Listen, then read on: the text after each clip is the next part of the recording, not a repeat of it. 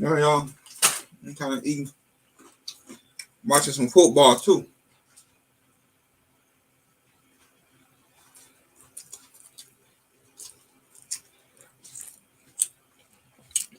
Sorry, y'all. I'm not consistent with the live. I'm gonna get paid for this crap, so I'm not gonna lie to y'all. Then football season started last week, so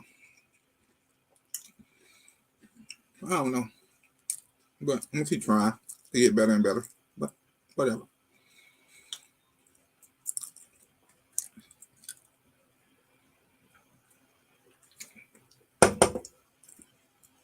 Y'all haven't got. I haven't forgot about everybody in the giveaway. I'm just in my son's birthday was yesterday. School started back, so financially trying to get together so I can get y'all gifts out. I haven't forgot. Appreciate every single subscriber that has subscribed. And so, like I told y'all before, like I said, I didn't forget everybody that won something. The 5 giveaways. One was from Ray, the other one's from Howard J, and the other 3 are from me. So, y'all, financially, it is what it is. But eventually, I get it out to y'all.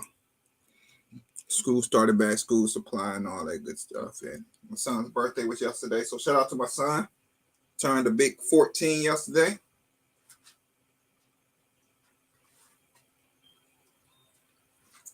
So we was at the hotel yesterday.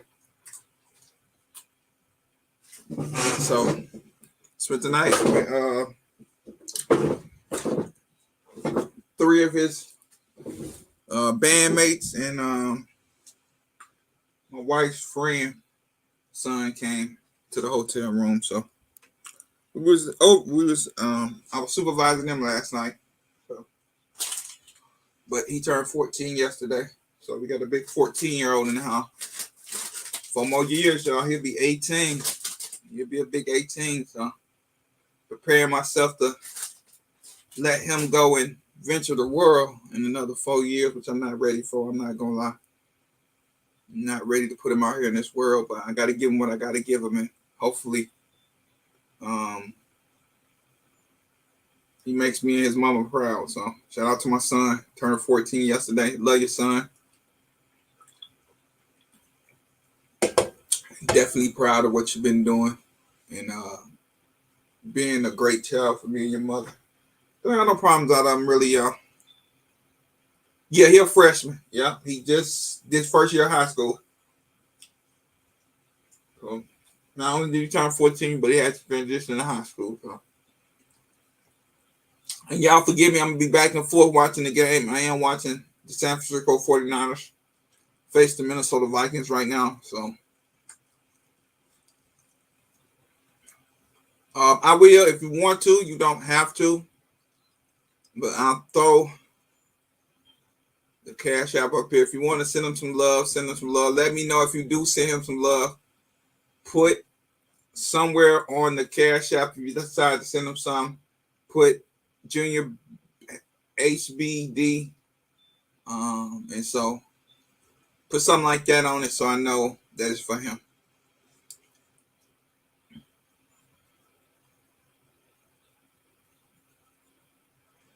And so, what's up, Integrity? What's going on, DJ Play Nice, Resilient Dad, Jova?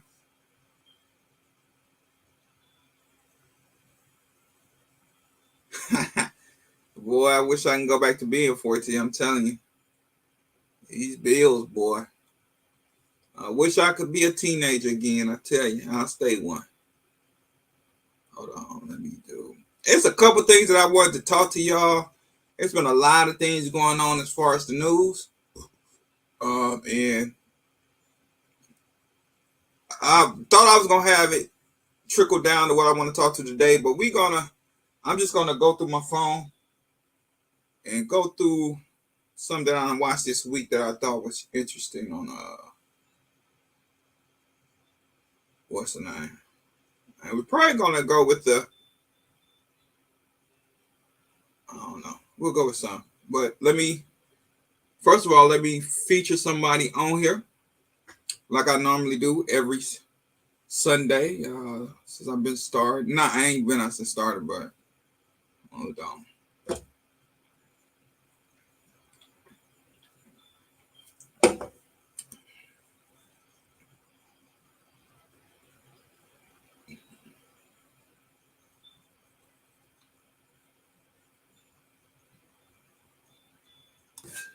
Okay, so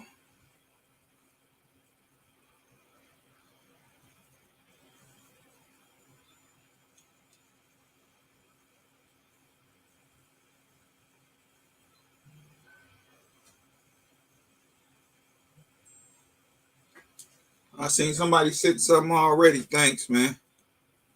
Oh, hold on. I just seen somebody send something from Cash App. So thanks, man. Appreciate y'all. I'll make sure you get it. I think he has a Cash App card, so I just send it right to his Cash App. Appreciate y'all.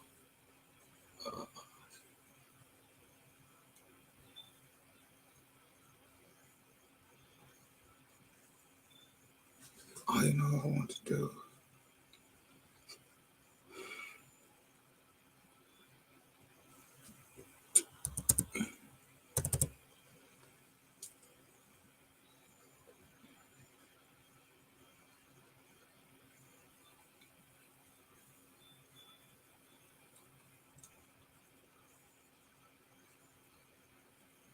All right, y'all. We're gonna get into this one kid. I've been following maybe it's less than a month. I'm gonna say less than a month, but I've been pretty liking what I see from his channel. So we're gonna feature him this week.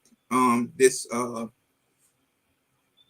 Bulletproof Sunday live talk. Like I just started this maybe a month ago. That every time I jump on, I've been doing it with my videos. I always shout out a YouTuber. Some of them got featured over 2-3 times. I just can't keep up. Um, um, what I've been doing in my videos, I shout out a YouTuber before I get my video started. And so I've been subscribed to this brother maybe, I'll say less than a month, I want to say. And I'm kind of liking what his channel presents. So we're going to present him. It's Warrior for Christ, Warrior, the number 4, and then Christ, just like I just said it. And he's been having a real good, I've been liking what he's been putting out. So I subscribed to him maybe about 3 weeks ago, but I've probably been following him maybe 4. I'm looking at his videos probably about 4 weeks. And pretty cool channel, man. I will say that. I'm liking what I see. So we're gonna share the screen, we're gonna get into this, and then we're gonna jump into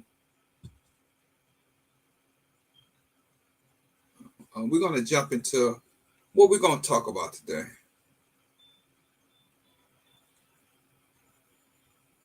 Hold on. All right, here we go, y'all. Like I said in the corner, Warrior for Christ. I might have featured them, but who cares? I'm just showing some love again. People are always talking about, show us your everyday carry. Well, how many of you actually do carry every single day and not just carry it around just because you think it's cool? People are always talking about, show us your everyday carry. Well, how many of you actually do carry every single day and not just carry it around just because you think it's cool? People are always talking about, show us your everyday carry. All right, y'all, that's the big homie.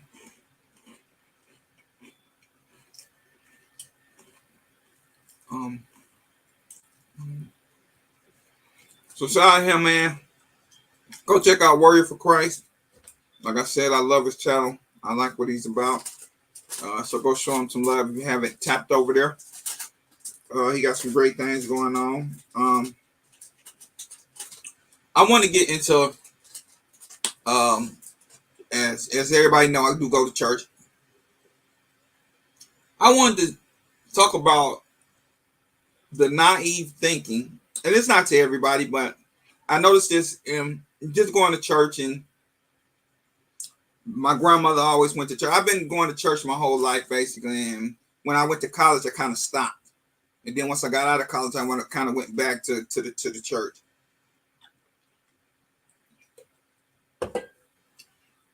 But once I got into guns, what's up, Devereaux? And the reason why I got into guns, now, like I said, I always been in the church. We're gonna mix religion with firearms today. We're gonna talk about it.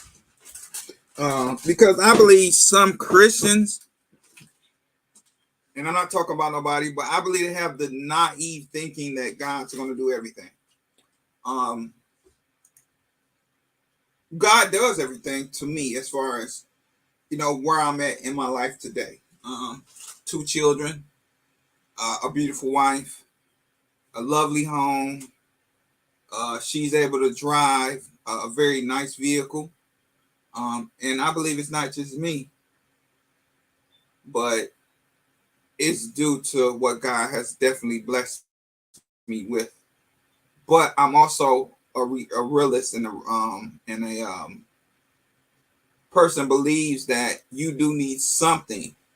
I don't know, whatever that something is to you, a baseball bat, a knife, an axe, a gun, whatever you need to protect yourself. I believe, even as a Christian, you need that weapon to protect yourself.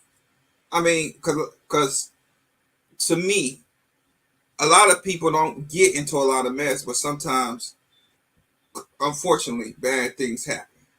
And so, I'm not so naive to say that I don't need a firearm to protect myself. My grandmother, my mother, she's a former Army vet, 20 years in the making, 20 years in the Army. And, even for her, going over, and I think she did go over to Iraq, but she wasn't in war. But what they'll do is they'll clear out, and she's in communications. Well, she was in communications with the Army. And once they clear out a space, they will go, do what they need to do as far as putting up poles and being able to communicate with each other in that to be, so the Army can be able to communicate with each other in that particular country. And so she did that before she retired. She was, like I said, communications. And so to me, don't get me wrong, I believe in God. To me, you got to believe in something. And I'm saying, today it's not about turning nobody into a Christian. That's not the topic for today. And I'm not here to turn anybody into a Christian. You will figure that out on your own, and what life tells you and how you figure out what best suits you and your family. That's all up to you guys. But I believe you got to believe in something. What's that something to you? I don't know. I can't tell you what that something is. I will never tell somebody what that something is. But you have to believe in something so you won't fall for anything. And so what I believe in is God and Christ and Jesus Christ. So that's just me, and that's what works for what's going on in my household. Whatever works for yours, kudos. Absolutely. And I'm not against anybody and what they believe in. I don't go that far. As long as you're a good person and you have some core values, then if we meet and we come to be cool, then that's even more of a bonus to me. But as long as you're a good person, you're not out here trying to rob nobody, you're out here not trying to take advantage of nobody, then what I'm saying, regardless of what your religion, Muslim, Buddhism, Christian, monk, whatever it is, as long as you believe in something, to me, and you have some type of value, you was raised up with some type of value, then your friendship to me is a bonus. And you somebody I can rock with, because somewhere in the back of your mind you have some type of self-conscious and some type of value about yourself. And so that's what I take in people. I don't put too much, because we all a human, you know what I'm saying? And let's not get it twisted. We all are humans. But at the end of the day, to me, what type of value you bring in my life. Oh, my bad, OG Tank. I didn't mean to say that. What is it called? Muslim? I guess. Y'all know what I'm trying to say. Leave me alone, Tank. But to me, as long as you got a core value, you know what I'm saying? And I'll tell y'all this. Jehovah Witnesses, right? And I'm a type of person, I don't go off. Okay. All right, Jova, that's what it's called. Whatever Jova put in the chat. But and I give you a backstory with me. I'm a type of person, I don't go off what people say. And so my mother has always been Christian. My wife, she's Christian, but I come from the Baptist background. Down south, raised in the Baptist background. When I got up here, I was raised in, what is it called? What is it? Zion. I was raised in Zion. And now I'm in Church of God in Christ, which it's just like Chevy. You got Chevy, and then you got GM, and then so it's pretty much the same religion, but you break it off within different type of sections, like I said. And so I've been raised under three different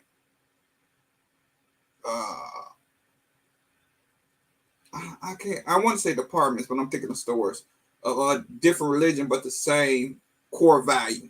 Let's do it like that.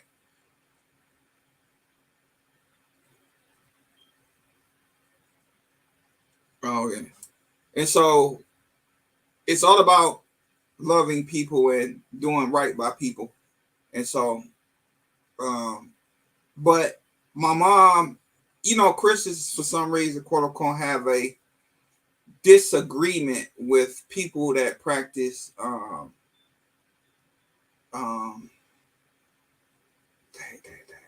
Jehovah Witness. Jehovah Witness.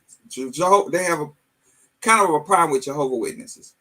And so one day I was out one Valentine's Day shopping for my wife, and somebody that goes to that practices that religion and stands on that religion asked me to come to the temple one day. And they said, well, bring your Bible. So I bought when my grandmother passed, I took her Bible. That was a Bible and a rug from my grandmother's house. Was all I got out of her house when she died. Everybody, my auntie and them, everybody took what they wanted, but I was able to get a rug, and I was able to get her Bible, and I was able to get a statue of the Last Supper with Jesus. Them was three items I got out of my grandmother's house that I was able to get, and I got them.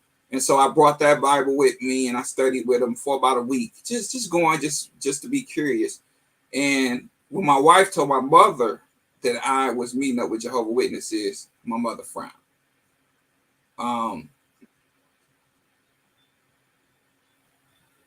And so my mother got mad. And so my mother was up here one year, and me and the gentleman lost contact. And so we was at a park or something, and him and his church or whatnot, they was having something at the same park that I believe one of her relatives had a birthday party or something too.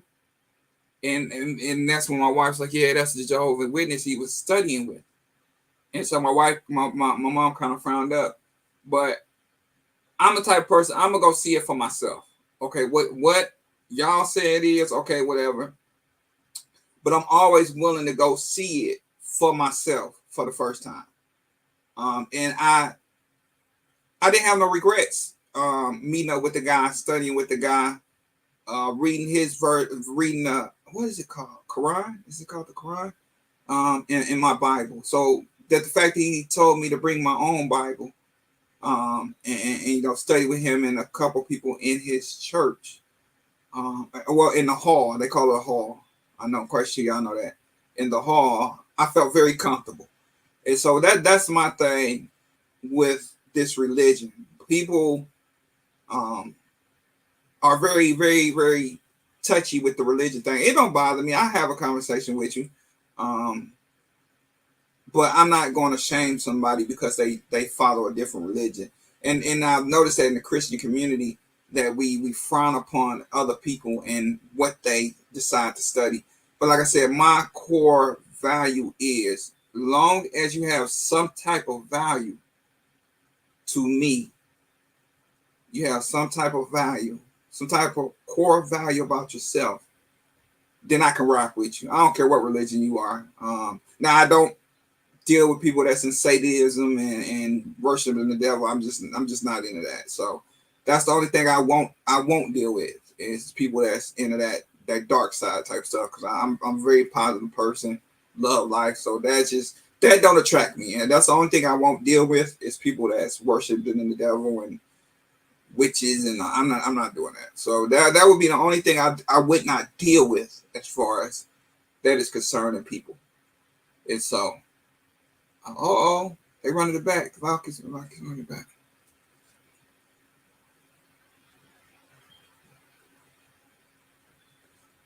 And so OG Tank I was very Christian, but my mom. Okay. I'm gonna throw y'all in here, man. If y'all want to come on and you're gonna rock with me and talk about it, I'm gonna go and paste this link. But I just been that was another. So we kind of, because I really didn't know what I want to talk about, and that was one of the ones I wanted to eventually talk about, religion and being a gun owner, and how some of us are very naive in the Christian community or the Christian world on not protecting themselves amongst what's going on around us. And I give you an interesting reason why I even got into firearms, because I never was really I was interested, but not to the point that I wanted to carry. And so my cousin them down in the country, they always hunted. He had a dad that hunted hogs, and so they always been around firearms. My dad didn't own a firearm when I grew up. My mom didn't either. And so I kind of got into the firearm game a lot later than most. I knew about them because, like I said, I had cousins that go out and shoot with their dad and hunt hogs down south. So I knew about them. And so a couple years ago, so mind you, I think it's going on 10 years of me carrying a firearm. And the last 5 years getting into it really, really heavy. Owning multiple firearms now. I can't. Gun locker too small, and I keep getting, so I gotta either get another gun locker or I gotta figure out something. But what really got into me really getting into firearms really and started my journey was one day I was watching the news, and I might have shared the story before. And this young man, a vet, fought in armies. Fought in wars. Army vet. I think he maybe had more than 15 years. And retired vet, basically. That's how I remember. He was a retired vet. And he messed around and was at the gas station, just minding his business, doing his thing, daily thing or whatnot. And this young man pinned him as he was getting into his car, pinned him between the door frame and the door of his car, and literally beat this man. I thought he dang near beat him to death the way he was beating on him. And in the next couple of months or whatnot, I end up buying my first firearm. Going to take the class and then buy my first firearm. My mindset at that time was, if you can put your hands on a vet that can serve this country and give you ability to be free, what the hell would they do to me? And so that's what really got me interested in really going out, being able to protect my family, being able to protect myself, and eventually getting my wife into firearms as well. And she's not in it as deep as I am, but she has something. I'm more comfortable with her out in the world, being able to protect herself. And so you got to understand where you're at in the world. And in the Bible, it said David fought a giant with a piece of, I guess, clothing, and then puts a couple rocks in it and knocked the giant. At that time, his weapon was rocks and well, basically a slingshot, basically, in other words. He used a slingshot to defeat a giant. And so in this days and age, back in it says your sword and your shield. So to me, what I will rock is my body armor. That's my shield. Just in case I get hit, I won't get hit in anywhere in my vital organs.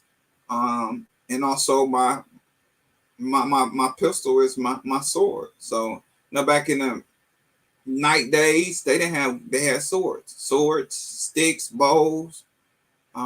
Is that's what they use to protect themselves in their village. So let's not get it twisted that if you have to put somebody down for threatening your life, that you're gonna go to hell. No, you're just surviving. You're protecting you and your others. So I don't know. I mean, I'm realistic in my Christian walk. I'm gonna be real with y'all. I don't mind putting somebody down that's gonna harm my daughter, my son, or my wife. I have no problem pulling that trigger. And so I'm encouraging anybody that can be able to get your firearm. Hey, if you need to go talk to somebody about it, and it's a heavy thing once you pull that trigger and you shoot someone, that's a heavy burden that you have to carry, and it's not easy. Let's not get it twisted. A lot of people do it and think it's an easy thing. It's not an easy thing, because first of all, you have to deal with the psychological warfare that you got to deal with, because you have actually put somebody down. You're not mean. What's up, Devil Row? I don't think I did say. Oh, Isaac Air's Tackle. What's going on, man? I got so wrapped up in what I'm talking about, I forgot to shout out the big brothers, man. What's going on, y'all? I think I said something about what you saying. But who else in here? Silverback, what's up? I didn't know you was in here. And so to me, if you go over to war, even if you're in let's just say this, you're a Christian, you're in the armed forces, you're not going over there without your rifle or your pistol that the government issues you to go to war with. You're going to take it, right? Anybody that's been in the armed services, please put in the comment section, if you going to war and you're going across foreign land, are you going to leave your pistol and your rifle at home and solely? And it's just a real question. I'm not joking. But are you literally going to leave the government issue pistol and rifle at home and go over to a foreign land where you could possibly get blown up, shot at, rockets shot at you, all type of stuff shooting at you? Are you going to leave that at home and say, God protect me? I mean, we all automatically, you're going to, as a Christian, you're going to ask God to protect you in that situation. But you're not going to leave your firearm at home banking on, knowing you're going to a war zone. Who in my house? My wife must be coming back. You're not going to leave that government issue rifle and pistol at home, right? Anybody that's been in the armed forces, put me a yes or no down there in that comment section, please, because I want to see what y'all got to say. So in reality, you're not going to go over there.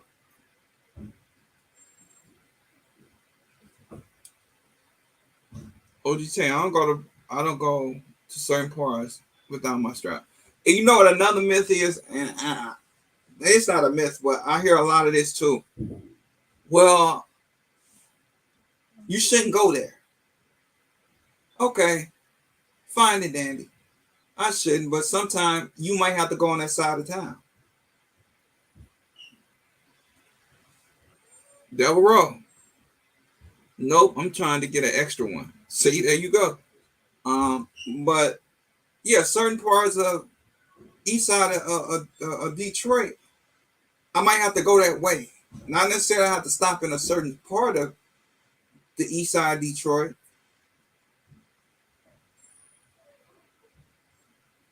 See, the disciples carried a sword. So swords back in the day were their form of weaponry.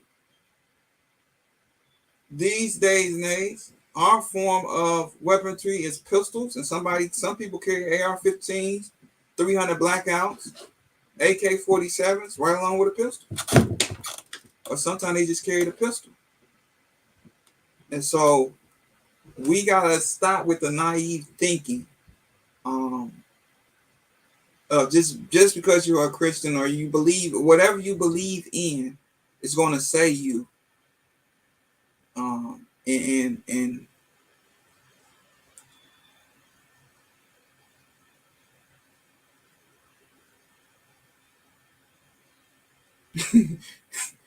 man, I'm telling you.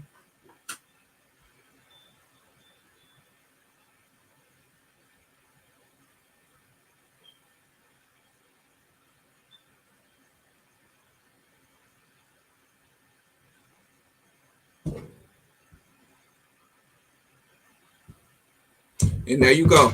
Jovan, you're absolutely right. That's what I was getting at. You don't have to go you don't have to put yourself in harm. And I give you an example.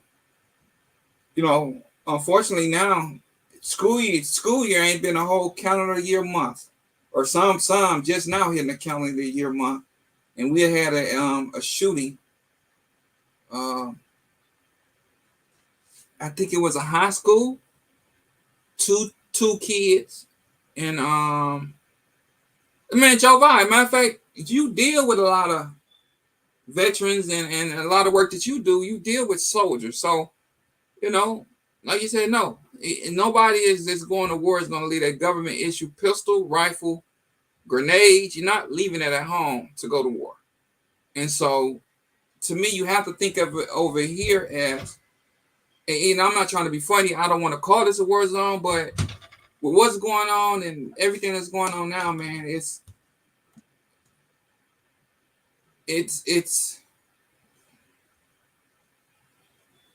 okay, Georgia. It's you can't tell me that, especially if you're a father or mother. And what's going on today, especially with I say the last 5 years with the school shootings, and I don't send my son to school with no pistol. Let's not pump your brakes. But I've taught my son, if wherever you hear gunshots, because a lot of schools put kids on lockdown, you find your nearest door and you book it. We're not waiting on police. You give me a call and then you book it.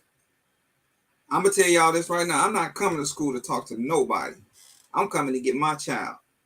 And if that means I got to put somebody down to go get my child, I'll deal with the consequences later.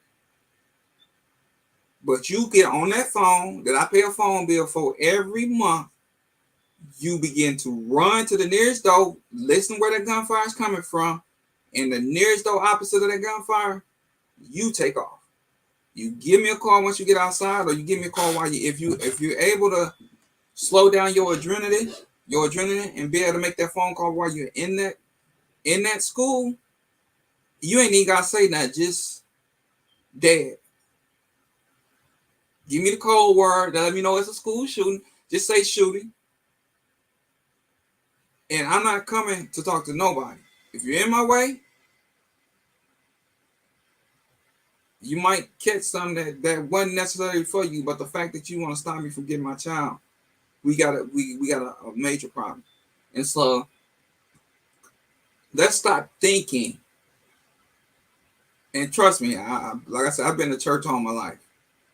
My dad didn't go to church, but he sent me to church. My grandmother stayed in church singing. She everybody loved her singing, so she used to go to church after church, and sing at different churches. So I understand believing in something. More believing in whatever your religion is. I understand it. But at the end of the day, let's stop being naive on what's going on around us. I believe that God protects me each and every day that I walk out of my house. But at the same time, I'm just going to hold up the bag. This goes with me as well. I can't show what's in it, but this goes with me as well. ASAP. I don't leave home without.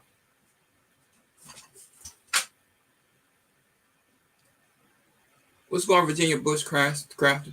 And so to me, religion and guns belong in the same sentence. Now, I could be wrong. Somebody could get on here and say, Jamal, you're absolutely wrong. Jay Skilly, you wrong. You don't need a gun to go out your house. You don't need. That's fine. If you don't believe in them and you don't trust them to save your life, then hey, only thing I say, I pray for you each and every day. I hope nothing bad happens to you. But one thing I'm going to do, I'm going to pray each and every day that I leave the house. I'm going to thank God every day that I'm able to wake up and breathe the breath of life. But at the same time, I'm not so naive to leave this at home. Malls are getting shot up. People that's going along, like I said, you don't have to look for trouble. People going shopping, getting older people, younger people getting shot down because this person is having a bad day. He decides he wants to go in this mall and shoot them all up, kill as many people as he can. You got people dressing up as a Joker, going to theaters, killing people. That's just everyday life. I just feel like going to go watch a movie with my wife, my girlfriend, my husband, my boyfriend, or maybe just a good friend. And the movie there gets shot up because this Joker that think he's really the Joker goes and assassinate people that had nothing to do with what's going on with him. So let's stop.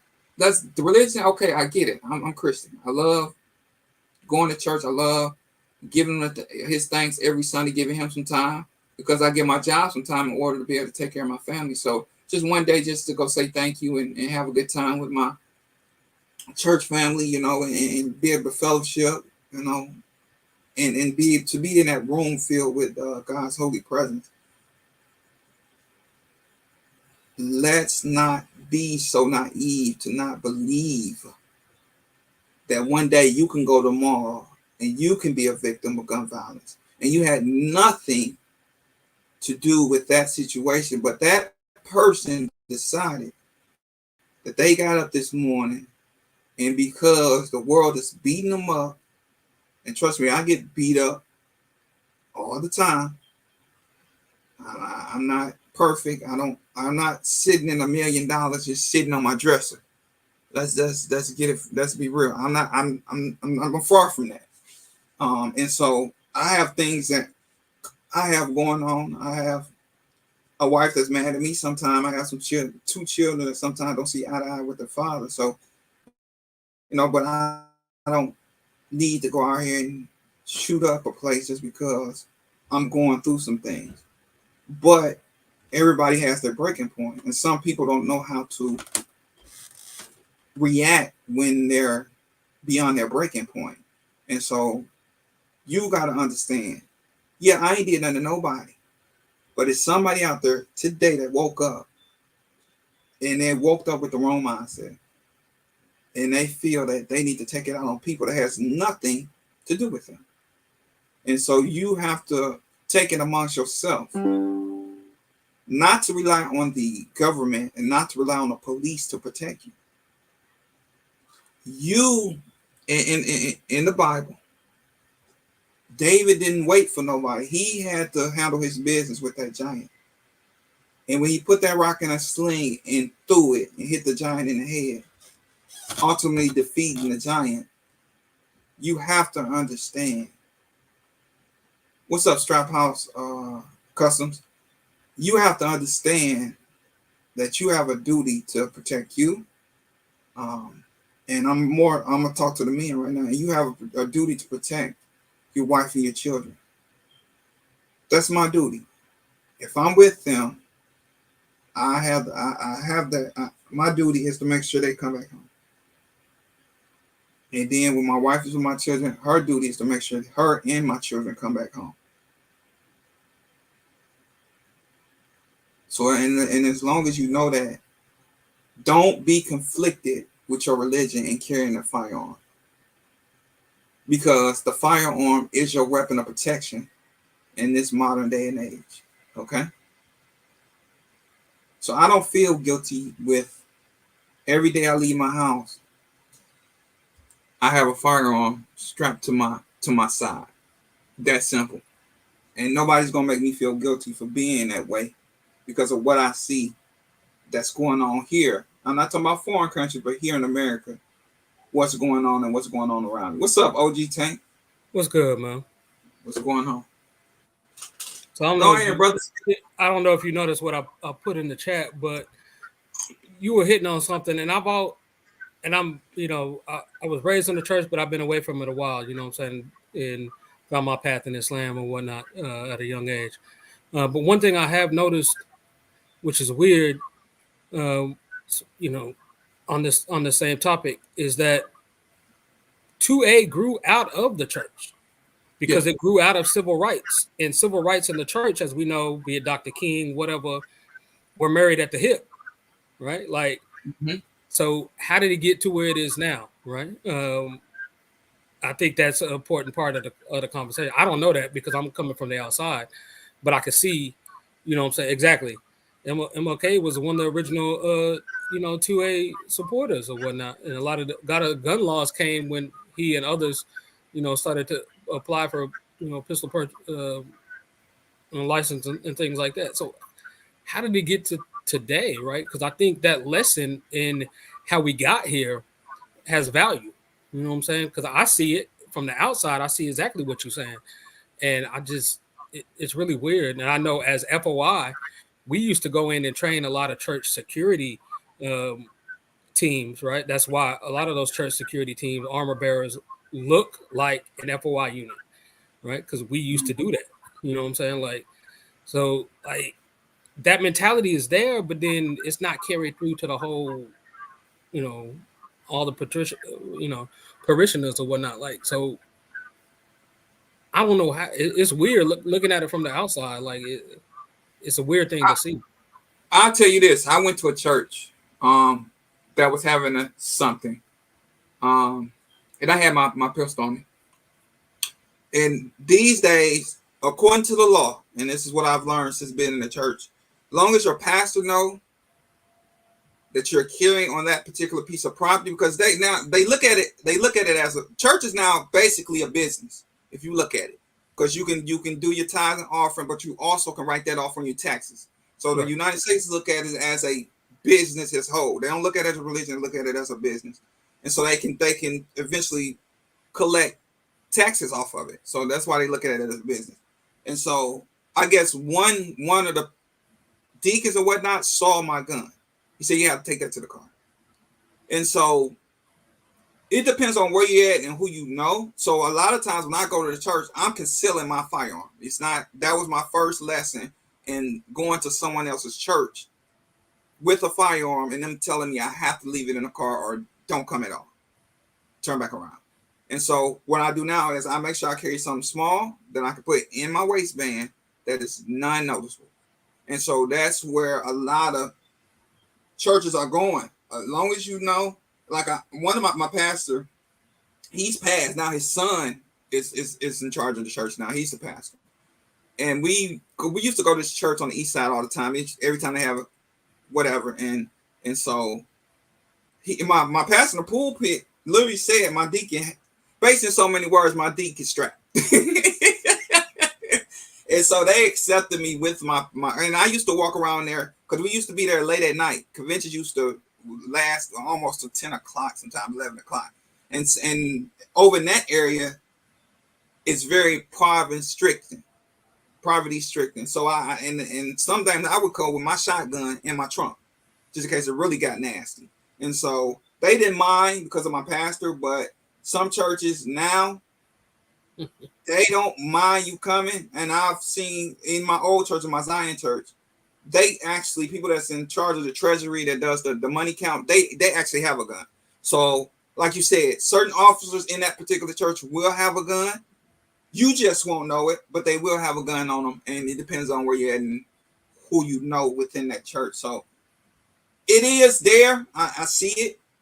in different churches that I go to, and I've seen deacons, like you said, deacons, anybody, certain people on that particular board of that church are able to carry, and they still do it, but some churches won't allow people, Christian members from other churches, to come in with a firearm on their hip. So it is still there, but kind of there, kind of not.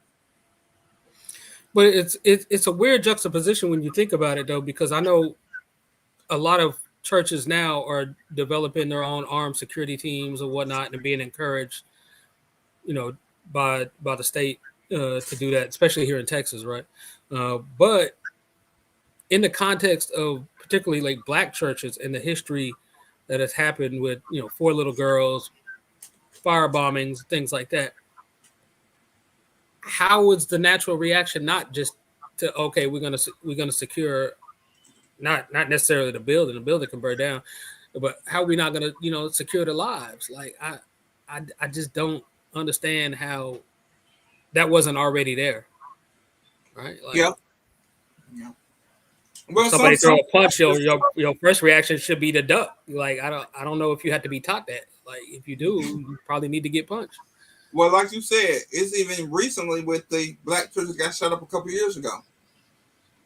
So you know what I'm saying? It's still, yeah, you still have that aspect of racism here still in America, to the point to where they're not burning them down, but they're literally going in and shooting folks that's in there trying to protect, particularly trying to practice their religion. The history of that violence being directed at Black churches goes back since forever.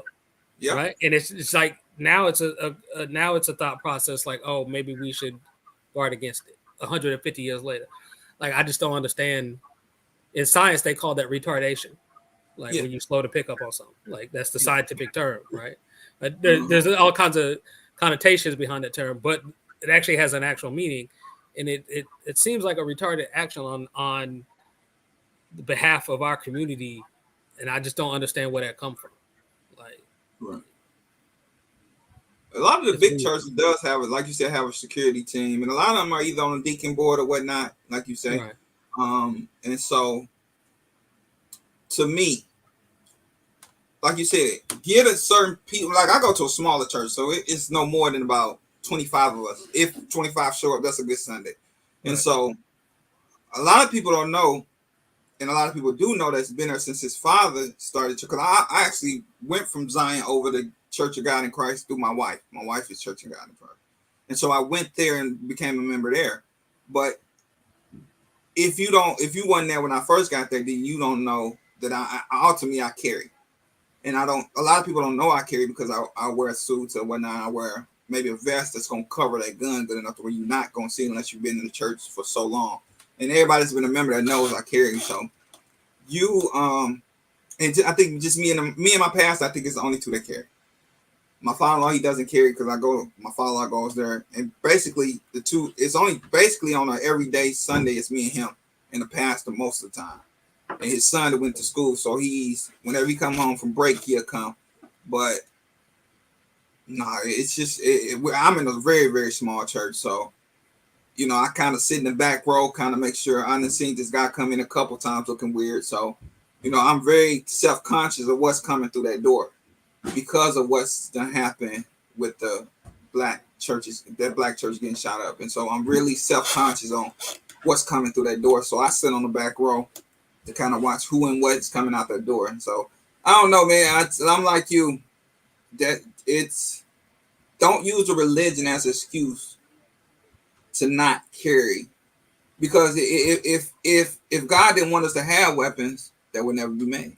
Somebody would never had that thought process to, let me make a pistol, let me make a rifle, let me put together a rifle, let me invent. So you know what I'm saying? But like I said, psychologically get yourself together before if you decide to go that route, because once you pull that trigger and you take somebody's life, that's a psychological thing that's going to go on with you. And you got to be able to handle that psychological warfare that you're going to have between your head, especially if you're religious. Now you're going to be thinking, well, with God, no. If you're handling your business day by day and somebody threatens your life, then you have a right to protect your life. That's stop doing that. And a lot of people make a whatever your religion is, make you feel guilty for feeling that way. And so at the end of the day, I have children, I have a wife I have to live for. And so at the end of the day, I got to make sure I protect them and myself. And that means if I have to put somebody down, I don't never want to put nobody down. Let's get that correct now. But if I have to, I have that ability and I have the tools to protect me and mine. Yeah, I think there's some concepts just sort of universally that sort of get misunderstood, but that also plays into how groups. Jefferson just go Jefferson. Let's see if you're gonna get this touchdown. Not Jefferson. Back. Oh, got it. Damn, he made a 92. Ain't you a Lions fan, bro? No, I'm watching the San Francisco and Minnesota game. He just threw a 90-yard pass to Jefferson. Damn, he just smoked him. Okay. I started Debo this week. I need Debo to have some points, man. Well, they ain't doing that now. They up 9-0 on San Francisco, so San Francisco better get themselves together. Mm-hmm. I think this is a 98-yard pass. You didn't hit him for. Right there in the bread. Yeah, but I always argue to people, like, people misunderstand what peace is, right? Because I think that's a very fundamental concept, but I think people get it wrong. And I know there's even some academic conversations around the way in which I see it. But so people think of peace as the absence of violence. Yeah. I disagree with that wholeheartedly. Peace is what happens in the face of absolute violence. Yeah. Only time you and I can be peaceful is if you're strapped and I'm strapped. If we know that there's the possibility for mutual destruction, that's the only time you and I are going to find peace. Right? And we can see that in history. No G7 country has ever attacked another one. Why? Because they know there's a mutual annihilation there. We're going to talk shit back and forth with China, Russia. We ain't never going to go attack them. We ain't getting no full-blown war with them. We was in a Cold War, right? Yeah. Wasn't in no full war, but we know they can push the button and that's that. So, you know, we can go back and have our rumblings with them. We may have an extended Cold War. We ain't never going to go a full-out war for somebody we know can hurt us. So the same thing goes for interpersonal as well. Right? And I think if more people thought like that, like, things would change sort of overnight. Right? Yeah. But I know a lot of people, man, I don't think nobody wants to see nobody get done wrong. Some people, the majority of people that I hang out with, like I said before, they have some type of value.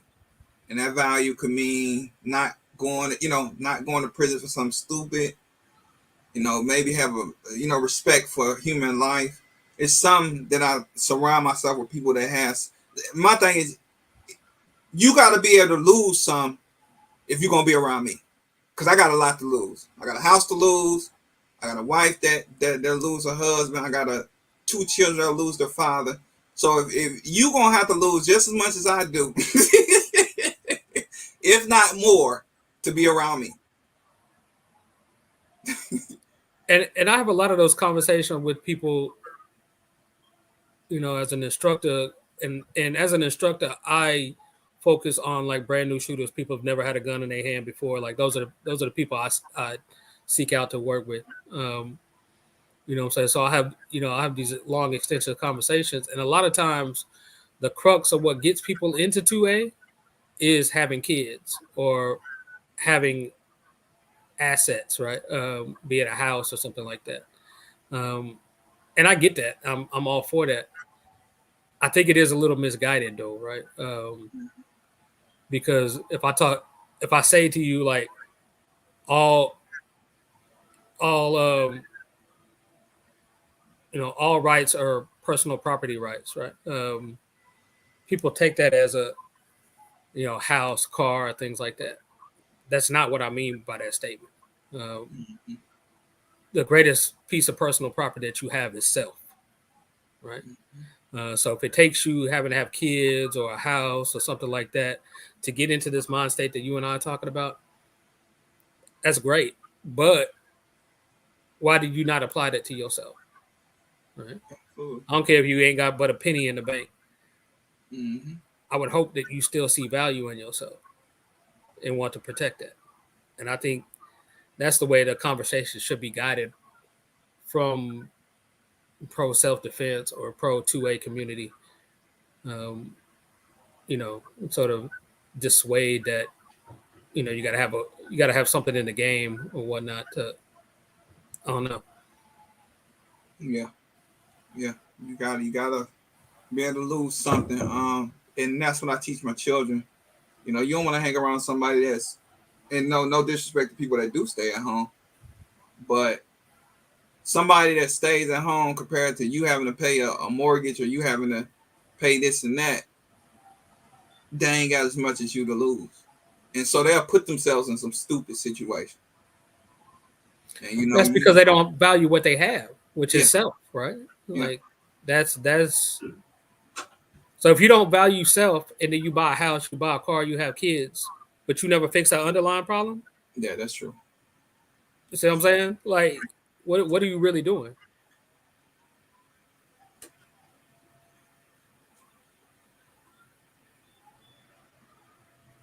Oh no, you good, DJ Play Nice. On the project. Let's see. Run across the quote doing a project for programming in the kids summer school program. It's a heavy thing. There's so much contrast. And for me, that's it. With me. Okay. No, you fine, DJ.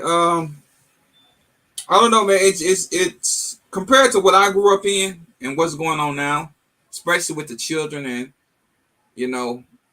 the shootings. Special kind of bravery. You have to have them conversations with your children. Unfortunately, I never had that conversation when I grew up. Well, what do you do when there's an active school shooting? I mean, they might have said something about a school shooting, but that's probably, or more likely, me and you was more. They're more worried about a fire than anything. We practiced the fire drill like it wasn't nothing. Yep, once a year, that bell will ring, everybody outside.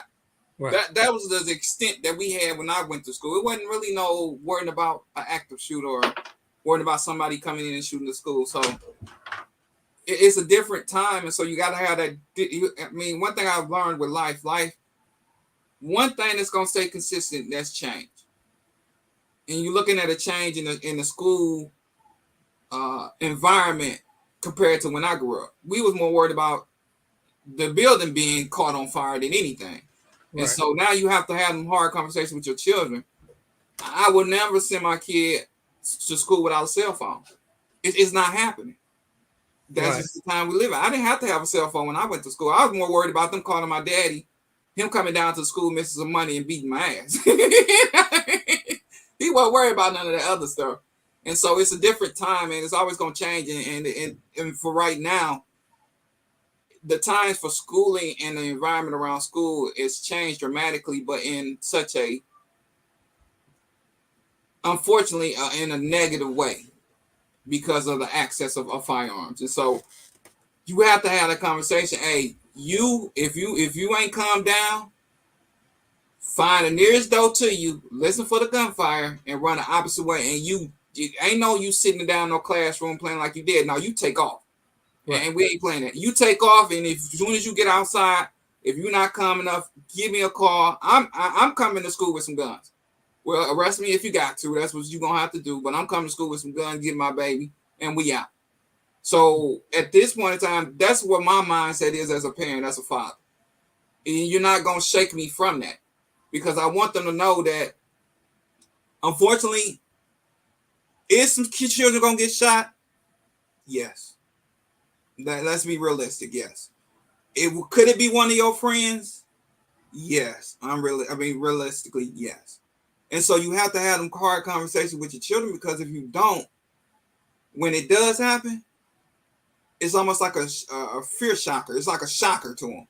And so I don't never want my kids to not know what's going on around them and not have the knowledge to be able to get out of it if they can. I'm not saying they don't get out of it every single time, or it may happen the first time, and mom might end up getting that gunshot and end up passing later on. But I still, in my mind, want to give them the ability to be able to get up out of there if you can. Because we can't send them to school with guns. You can't do that. So your best weapon is listen to what's going on around you. You zone everybody out. You figure out where them gunshots coming from, and you head the opposite direction till you see a door. And if you got to bust a window, I pay for the property later, whatever. You get out that school. And so that's the conversation I'm having to have with my children. Unfortunately, I hate to have it, but it's like when my son gets to driving. He turned 14 yesterday. When you on that street and you driving, that side, that street, the side of that road where they pulled you over ain't your courthouse. We'll deal with it when we get to the courthouse. You just try to get out of there as much as you can. I mean, give them what they need to get so they can get the hell on.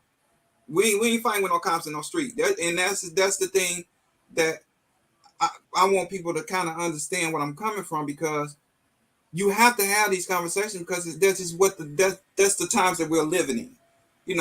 Back in the day, nights you had to worry about somebody coming to your castle, taking over your castle. So them the conversations that you would have, protection around the castle.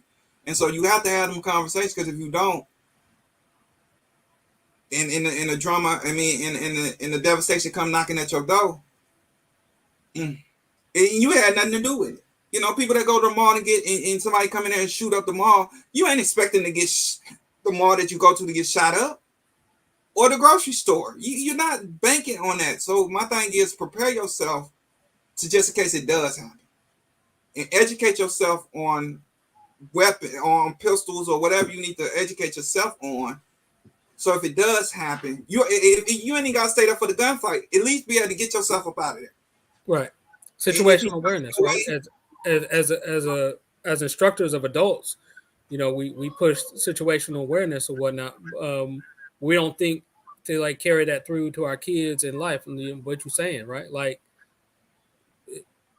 what you're saying makes perfect sense. Like, get away from the danger. Don't cower down to it. You know what I'm saying? Like, yeah.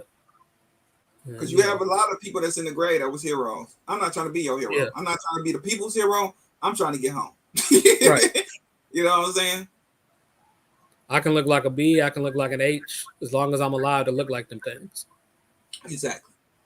All right, DJ Playguns, what do you think? What you saying? But that same logic you're talking about with your son, like I try to even instill that earlier. So I do that with my players, man. Like, and I got a game in 2 hours. Like, I'm probably gonna have to deal with it then too. But that's not your job to argue with calls with the refs. That's me as a coach. Right. You know what I'm saying? I've never seen a player argue with a ref and had that turn out the way they want and a call get reversed.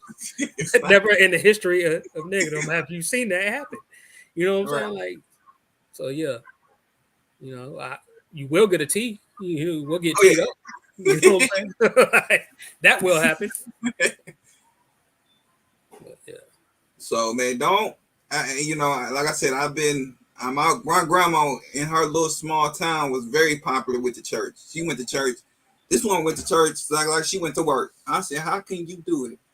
And she used to sing at funerals and all types of stuff, because they love my grandmother and the way she sung. So I'm not coming from this to just now getting in church. I've been in church all my life. But at this point, when I was coming up in church, we didn't have nobody coming in and shooting up the church. Them days was far and near, like you said, when the Martin Luther Kings and all them, when their civil rights was going on, coming and burning up the church, and you got to worry about that. But you have to worry about that type of stuff now. And like I said, I'm in the back of the church.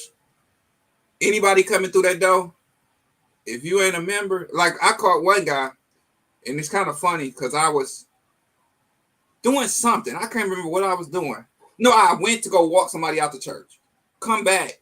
He had took the offering envelopes out the back of the pew and took them out with him. So I said, hold on, player, them ain't yours. Give me them back.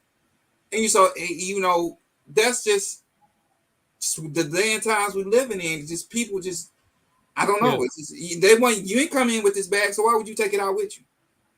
It don't belong to you. And so maybe he thought there was some money in them envelopes. I don't know what he thought, but it was just empty envelopes that I pass out once offering time gets at that time. And so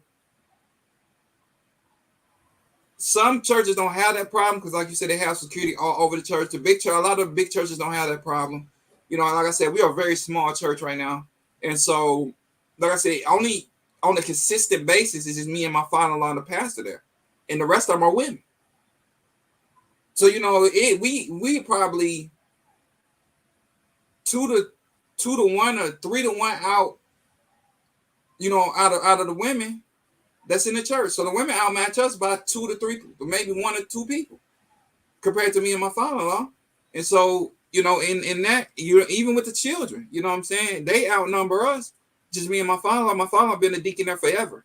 And so he's been at that church for, this is my mother-in-law. My mother-in-law used to go there, and then he went there one day. He got saved, so he's been there as a deacon ever since. And he was a deacon there when his father was started up the church. And so, you know, he's been there for a very, very long time. And me being his father, I mean, him being my father-in-law, I naturally just came over there and joined that church and been there ever since. And so I don't know, man. Like I said, don't let religion stop you from protecting who you love. And also, like Tank said, yourself. Self-value, self-worth. And to me, I think God, at the end of the day, if you have to protect yourself, I think he'll give you that pass. That's just me personally. Maybe I'm wrong, but I'd rather deal with that if that time comes. And I have to just answer that question when I'm dead and gone, or face that reality when I'm dead and gone. So I don't know. I thought it may be a good topic. I was looking on and I seen people. I've been looking at YouTube and, you know, and I think I clicked on somebody and they said something about guns and religion, and I figured that'd be a good thing to talk about because, you know, a lot of people don't want to talk about religion. That's a very touchy subject with people, and I've experienced it even with me going and just meet up with a Jehovah Witness just to see what it's like to be a Jehovah Witness. And you know, I felt no, and like the dude said, bring your own Bible. We ain't got to read from what we read from. Just bring your Bible. And I'm gonna tell y'all the truth. And a lot of people in the Christian world might condemn me for it, but just going over, just studying with the guy for, I think it was maybe a week to 2 weeks, just going and studying, and you know what I'm saying, and looking at his point of view of the word, it pretty much sounds the same. Jehovah is in the Quran. I do this what they call it. Similar words are in between the John, what is it, King James version and their version is pretty much the same. And you know, when I told my wife told my mother that, she kind of condemned me for even going over there to even. But I'm the type of person I want to see for myself. I don't mind you being here in the world longer than me, but I want to see for myself. That's the type of person. I'm very curious on when people tell me not to do, and somebody approaches me. Well, I want to know for myself. Right. I appreciate you telling me that, but I want to know, because guess who's the best student to learn what they need to learn? Me. Exactly. And I learned from you as being my mother, but at the same time, hey, some curiosities I want to explore on my own. As long as it's not dangerous, not gonna put me in harm's way, I figure what harm is to go study with this guy and see what their world is like. And so, you know, it is what it is. But he was a cool cat. I liked him as a person. He had a family, had kids, had a wife. You know, real cool. And I noticed that when I stepped out of Christianity, it's like it creates this sort of weird vacuum that all the others tend to have to build with each other. Mm-hmm. Right. So even though I was NOI, I was meeting with the Garveyites, I was meeting with the 5%ers. I was, you know what I'm saying? And so over time at 47 now, like my personal ideology is sort of a blend of all of those. You know what I'm saying? Like, you know, my whole diet things come from the, Hebrew Israelite sort of nation and whatnot. All of that. But it is weird. It was just like all the others had to sort of, intermingle and learn from each other for viability sake. And so I definitely think that's something within the church that has always been lacking. And that's sort of, I didn't like the infighting. That's one of the things that sort of drove me away. You know what I'm saying? The Baptists were, against the Lutherans who were against this or what. Like, come on, you Yeah. know, And who got like time I for said, that? Right. yeah. And like I said, man, it's to me, it's not what you believe in. It kind of is, but it's not a big like some religions. That's the biggest thing. What does that person believe in? If they don't believe in what you believe in, then they're no good. And I don't look at people like that because some of the ones in the Christian world to me are some of the worst ones. And just me just going over and just going to the hall. And matter of fact, I did it in the hall. And so they invited me into the hall. And it wasn't no difference really to me. Maybe, somebody that's a Christian, like, you don't know God then. Okay, well, if that's what you think, then that's fine with me. But you don't be around me to know that much about me. Unless you're in my personal life, unless I let you into my personal life. And so I ain't gonna say we, but the Christian mentality has to change about other religions. Now, I might not agree with your religion, but I'm not going to throw you away because you don't agree with what I agree with. And me and Tank, we've been on many platforms, had many disagreements, but at the end of the day, what I've seen out of Tank is he's a great brother, great father. One day he's going to make somebody, going to be somebody, a husband. No, that ain't happening again, bro. Oh, well, it ain't happening. So I think that he can make a great husband, but at the end of the day, he's a great father, great brother, great mindset, I'm sure a great person to be around because what I see on the camera, I don't think he's no different the way he pursues on this camera that's in front of y'all's face right now. And so he's always been the same since I've been on here, and I thank him for jumping on here every once in a while to get on here and have a conversation with me. Hard conversations, you know what I'm saying? It's not an easy conversation, but at the end of the day, I respect him and who he is. And so as long as you respect somebody and who they are, and I'm not going to sit up and say, well, Tank, you don't believe in God, so you're no good to me. Not you are more of a hypocrite than what you study. That's been a hypocrite. You know what I'm saying? And so you have already lost that person. Even if you wanted, trying to kind of get them to be trying to interested in the Christian religion. But I don't push that on nobody. But that's just, just in case the people that want to do that. And so you got to change your mindset on once you get that, before you meet somebody, judge somebody. You don't know what a person been through. You don't know what a person been through. They might have been through Christianity and got burned in the church and say, no, I don't want nothing to do with Christianity no more. So you have to approach people very differently. And I think a lot of old schoolers in the church don't know how to change their way of thinking because they've been doing it so long the same way. True. And that's what's driving young folks out the church. Let the young folks make mistakes. Let them come in dressed. Eventually they will change their own dressing style. You're not there to change the way. You're there to help them. Okay. Well, be encouraged, You're gonna be okay.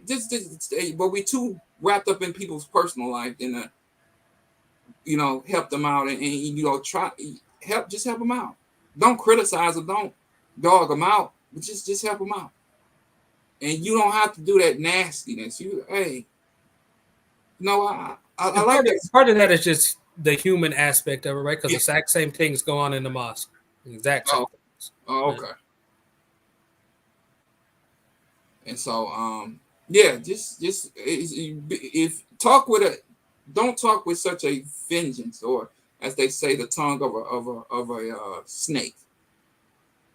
Be gentle with people, and I think gentleness comes a long way when it comes to people. How you speak to people comes a long way. How you say it to people comes a long way. And I think that's the difference. A lot of old school people that's been in church 30, 40 years, that's 60, 70 years old, don't know how to approach an 18-year-old that's maybe her mother put her out here when she was young. Maybe she lost her mother and then had to do prostitution in order to get her life together. You don't know what's going on with that young lady. So you approach that young lady Get to know that young lady first and know her story, and then you approach that young lady in an appropriate way. Or even a male. You don't know what that male been through. May have lost his father at a young age, turned to gang violence, turned to a gang, and depends on the neighborhood to protect itself. He had to use that gang to protect itself. But you don't know that. The first thing you do is you judge. Oh, he coming here with his pants sagging. Well, that's probably all he been around. Right. So it's just, I don't know, man. I think that's a real big one, especially with religion. That's judging the book by the cover, you know what I'm saying, not the content.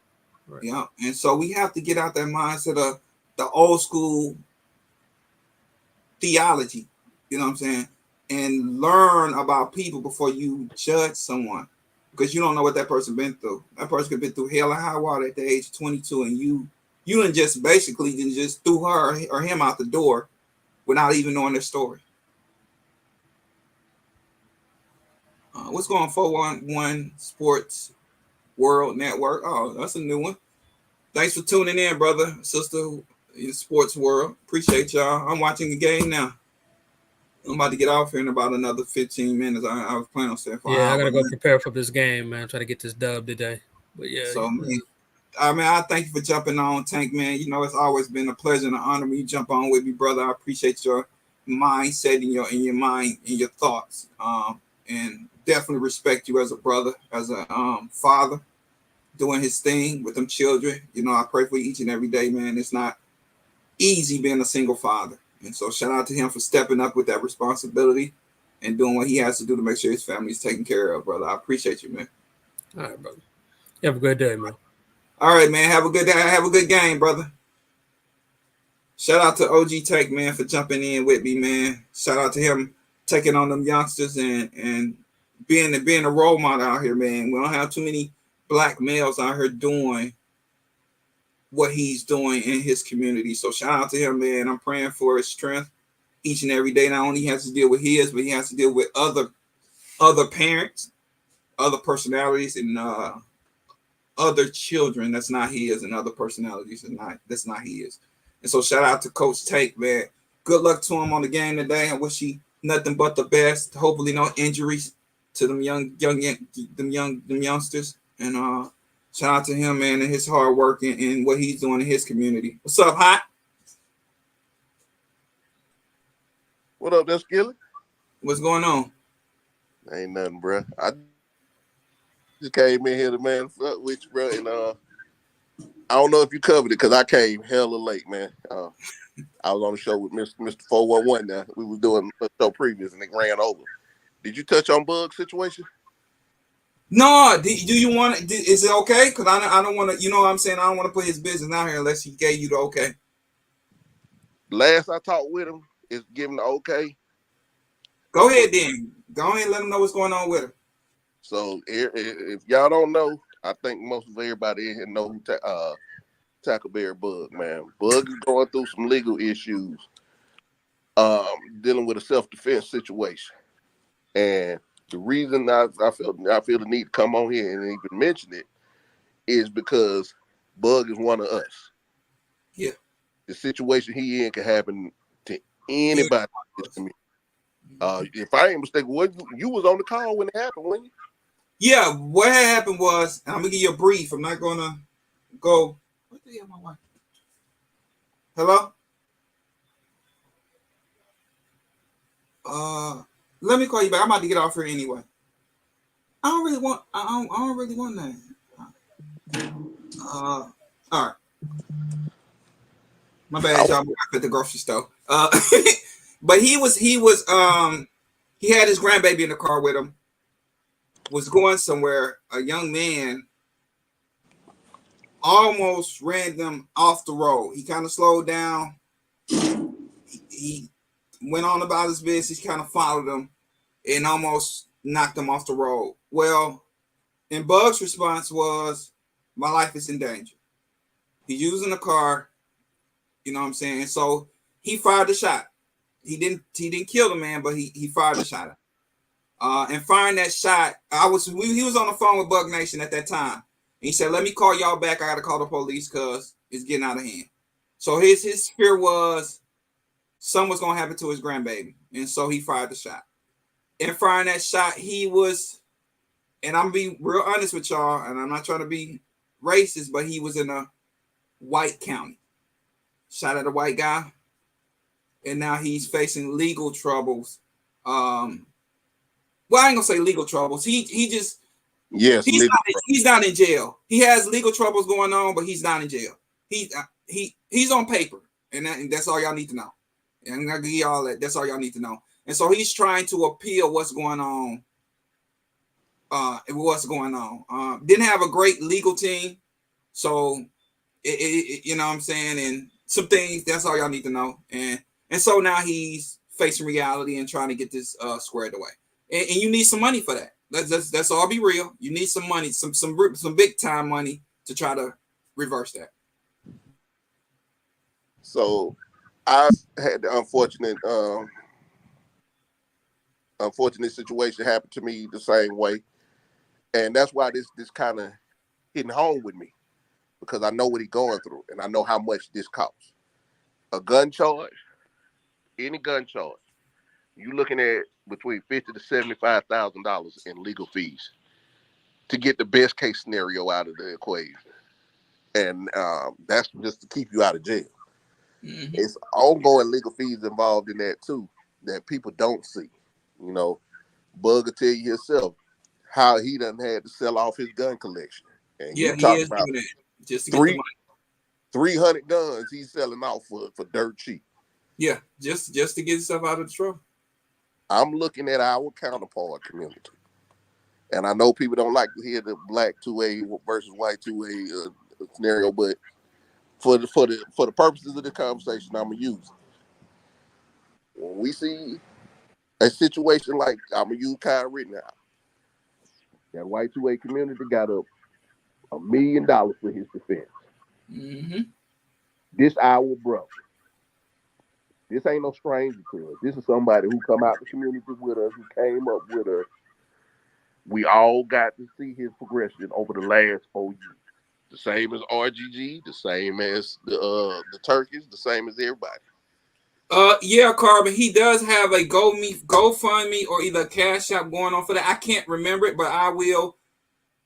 I can, and Carbon Q, I'm finna send it to you right now. I'm literally going on Instagram right now, and I'm gonna send it to you. Okay. Anybody need to know any information on that? If you have my personal number, give me a hit. If you want Instagram, give me a hit through the messages and let me know. And we will definitely give that information out for that brother. And like Hot Sub say, he one of ours. And so anything count. If you got $5, guess what? That $5 goes a long way. We're not telling you to give up your life savings, but come on, donate something. I gotta, when I get paid this week coming up, I will be sending him some money. It's not gonna be a lot. I'm not even gonna lie. I don't have money like that, but I will donate to a brother that's been good to me. And he's been good to this community. I'm gonna put it into his perspective. If you got a channel with 50,000 people, that's $1 a person. If you got a smaller channel, you know, you work with what you're working with. We're not trying to get it all off of one channel, but we are trying to get it up between all the channels. I think all of us know him. This is us. This is our community. If we let him fall, what are we doing this for? Exactly. I agree. If it's just to make some money, just say that. Right. But I have enough faith in y'all and enough faith in all of us in this community. We came in here for the right reason. This one of them right reasons. This he's ours. And I would do the same for anybody that came up through here. I don't care who they are. If you in this community with us, you one of us. We should be able to put up money. It's not a whole lot of money that we got to get together. And I'm gonna tell y'all this. Not only was we on the phone when that happened, but he called the Bug Nation. And when he told me that they found him guilty, he could be facing years. Bruh, it's nothing I could say. I was shocked. Maybe I shouldn't have been shocked, but the fact that I was just on the phone with this brother less than a week ago telling him about my problems, he had way more going on than I did. And the fact that he set up time there and listen, I told him straight up once he called me back, once they got done with the verdict and they put him on papers. I said, bro, I didn't know what to say. I just got off the phone with you a couple weeks ago giving you my problems. And now that you could be facing time and you could be gone. Y'all, like I said, it's like he said, with the Rittenhouse, they jumped on it. We have to, like Hassel said, he preaches all the time. We got to worry about us at the end of the day. And I'm gonna tell you somebody else, DJ Play Nice. If it was him, I'm gonna be real honest with you, he's white. But that brother has been on my channel ever since I started this channel. And it's not to jump on, that bandwagon, but we have to get behind our own. And the reason why I say that because DJ Play Nice has been with me and since I started my lives. He's probably been with me with the YouTube thing longer, but once I started my lives, he was one of the first ones to jump in one of my lives, my very first live. And so I definitely agree with Hato Tony. We have to, if you got $1, send the $1. And then let your other folks know, hey, you got $1? Send me $1. Just send it to my cash app. And then send that $1 to Bug. But that's just a way to do it. I'm not telling y'all how to do it, but we have to stand behind Bug. Unfortunately, it's saying 100, Mr. 411, and he's new to the community. But look what he say: if he's yours, he's mine. He's mine, exactly. So we got to be. It's on us because I'm here to tell y'all. I done been down this road, bro. Where he's going, I done been there. So I know the road he's going down. Even though the conviction already went through, he still has an opportunity to appeal. That's why I think we got to be vigilant. We got to be quick about rallying behind him. And I tell y'all, like I told him, I told Bug this. I said you should have opened your mouth soon. Yeah. You got to tell us what's going on with you. If it's some legal shit like that, there's some shit. Some shit we can control. We can give you resources to handle this. But you got to let us know what's going on. This is one of the purposes that I thought that this community came about for. Yeah, absolutely. A lot of us jumped in after 2020 because we read the temperature in the room. Mm-hmm. Well, that temperature still there. Hey, man, we got to get on the ball on this. And y'all, if y'all don't see, Barbecue has tagged his GoFundMe and also his Cash App. Them are the two ways you can legally. Well, you can send the money for his legal issues right now. And so if you do it, just put down there, got you Bug or something, let him know what it's for so he probably know what it's for, but just say, hey, here go a little help me, little help you, little itch. So. And if you ain't heard your favorite YouTuber talking about it, I know RGG's aware of it, and I think he's gonna get with Bug to do something more elaborated show on it. But if if somebody out this community that we all mess with, you ain't heard them talking about it, feel free do exactly what I just did. Go on their show and mention it, man, because if it was you, I would do it for you. Yeah. And that go for anybody in the chat. I would do it for you. Shout out to Hot Tub. I'm not gonna say I totally forgot, but hey, I ain't talked to him in a minute. I ain't talked to him since last week, and that's my fault. So shout out to Bug.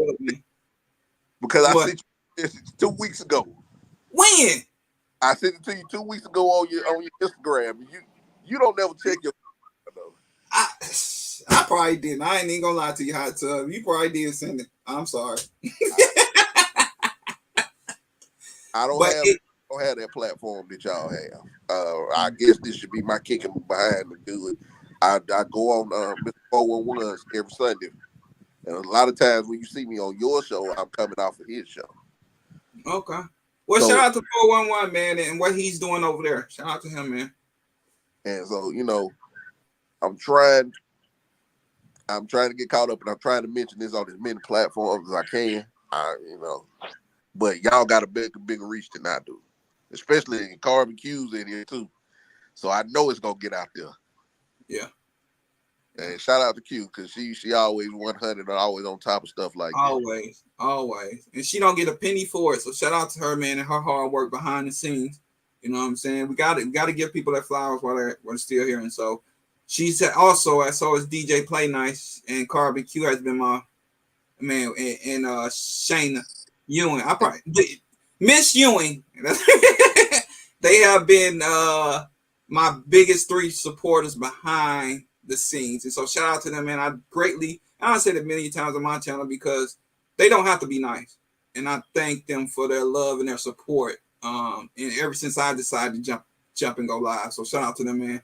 Love you guys. And also Joe Vibe, man. Joe Vibe. Well, Joe Vibe talk a lot of shit, so I bump that. I ain't shouting out Joe. Joe. Joe Vibe, I wish they'd come on and bring the show back, man, because them 3 is hilarious. Oh, yeah, I love that show, yeah. I do love that show. That's him, Armel. Official, and Armel, man. They definitely have a great thing going over there with that trio. So when they start back going consistently, I definitely love going over there and supporting them brothers. But I'm on this because, hey, man, I would do this for any of y'all. So to see one of us going through it, if one going through it, we all going through it. Absolutely. And it's something I'd admit, like I say, I had to travel that road by myself with no support. So I know the headspace he's in, what he's going through, the financial hit that it costs his family. If it costs you $50,000 in legal fees, guess what it costs you? About $150 altogether when you add what it costs and the impact of your family, the jobs you lose. You know? Because you do lose jobs when your job knows when stuff like this happens. Mine's found out. Oh, yeah, I'm going to tell you this. He actually got a job going back trucking, but he couldn't do it because of the case, the legal part of the case.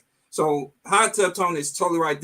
He has lost, especially in income, because he was just about to go start at somewhere. And shout out to what's the name with the finger rest? What the hell? How did I forget his name? The finger rest? What?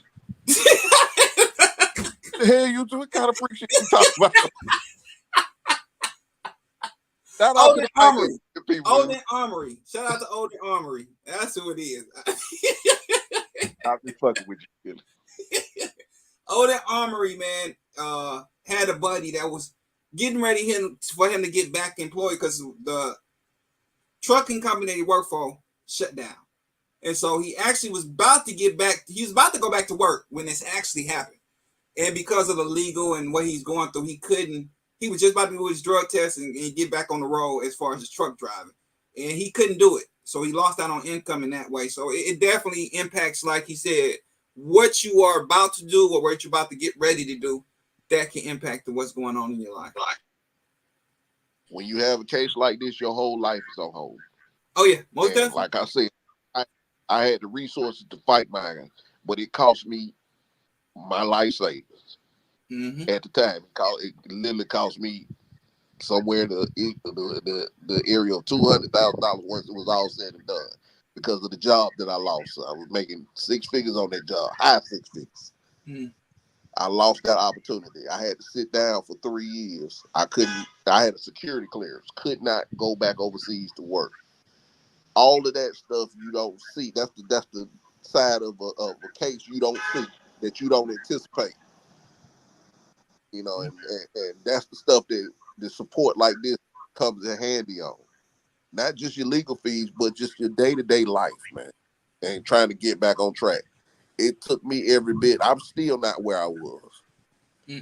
So know what he's going through. So if we can get in there and kind of buffer some of that as a community, man, let's do that. Absolutely, I agree. Thanks, DJ Play Nice, man. I don't think my show about nothing, but everybody says it's pretty good. So I appreciate everybody that comes every Sunday and watch little old me try to give you guys a good show. So shout out to everybody that comes through. I appreciate each and every one of you guys. It's a long road. Yes, it is. It's a long road. Yeah, he looking like 5 years to kind of get back on track. So, it's not an easy process, and I don't want any of it. I don't want any of y'all to have to go through this alone. I don't want any of y'all to have to go down the road that I had to go down. So we need to be John on the spot with this. We need to be the ones at the forefront of getting this man's legal defense. And that also puts law enforcement in these little communities on notice that, hey, you can't deal with us like this because we have a community that's going to move resources. Mm-hmm. That we're going to put money behind it. The same way y'all do when you got killers out here in the community that you don't think should be locked up. Mm-hmm. And you move money, we can do the same thing, but we got to show them. And it's cases like this that's going to show. Absolutely. Well, y'all, I'm out of here. I'm about to watch a little bit of this football. It's halftime. I'm going to go and get up out of here, get ready to go. Hot Tub, you got anything you want to say before we get up out of here? Oh, first of all, let me shout out to Lee Tank for coming. And he always a great brother to have a great conversation with. Very intelligent in what he says and how he speaks. So shout out to him for always coming through and showing me some love and voicing his opinion. We might not agree, but we do have that mutual respect between one another, and that's all you gotta have. Values and mutual respect amongst each other, and you'll be all right. So shout out to him, man, for always coming through, dropping knowledge, dropping his opinions and his ideas on the platform, and I greatly appreciate you, brother. But Hot Tub, what you got to say, brother? And also, my man's Hot Tub. Matter of fact, Hot Tub, I got a beef to pick with you. I'm glad you got on here. Let me tell you something. I ain't got no hairline like Chico Beans. Now, I meant to tell you, because I ain't really realized what you said. I ain't really realized what you said. So I was like, you know what? Hot Tub, absolutely wrong. I just want you to do me one favor. Hold your head down. Hold your head down. Chico Bean. I ain't saying you're going bald, but I am saying that you can see what's going on tomorrow. I ain't saying you can see the future, but I have a strong suspicion that Skilly know what the weather gonna be for the next 2 months. Shout out to Hot Tub, man, another great brother. I love you, bro. You my partner, bro. That I appreciate, man, that he comes through and he shares his opinion. Like I said, great brother, mutual respect, great father as well, great husband. You know, we great man. You know, these guys that I appreciate and I look up to, because one thing I can say, I can learn from each one of them. Not the same, but they have walked life differently, and I can learn from each one of them on what to do and what not to do based off their life experiences. So shout out to these two brothers for always coming through and showing me love when they, you know, they're taking time out of their families, their children, and their wife. Well, Hot Tub's wife, and you know what I'm saying? So shout out. Go ahead, Hot Tub. You got anything you want to talk about other than the 411? Tell them the sports show you be on as well. So the network is called Mr. 411 Sports World. He has a complete sports, any aspect of sports you want to get into. He got you down to professional wrestling, football, baseball, soccer, pitty pat, whatever you is doing in the sports world. Mr. 411, it does it on his network. Me myself, I'm normally on the Sunday show. The Sunday starting at 10 o'clock, you'll see Coy on there at 10, and then that rolls into my segment at 11.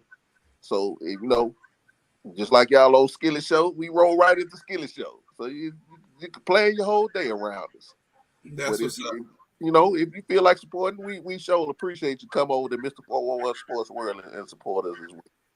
Okay. Now, is that just YouTube, or is he on other platforms? He's on YouTube. He's Mr. 411 Sports World on all platforms.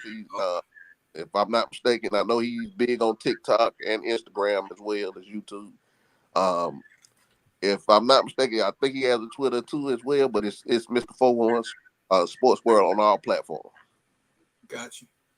Other than that, I just want to, you know, like DJ Play Nice is putting out, I want y'all to put out as much attention on Buzz case as possible.